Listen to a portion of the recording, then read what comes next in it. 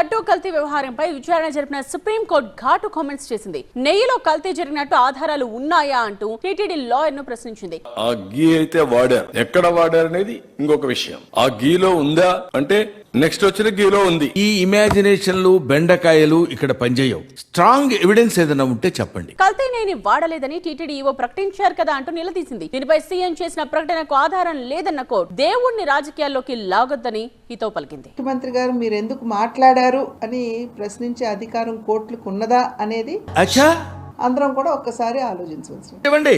చెప్తున్నారు కదా, ప్రశ్నించే అధికారం కోర్టులకు ఉన్నదా అనేది అందరం కూడా ఒక్కసారి ఆలోచించవచ్చు. కడుపు తీపికి కట్టుబడని తీర్పు, కన్నీటికి కరిగిపోనిది తీర్పు, ఇది ఆ దైవమే ఇచ్చిన తీర్పు. తప్ప తప్ప తప్ప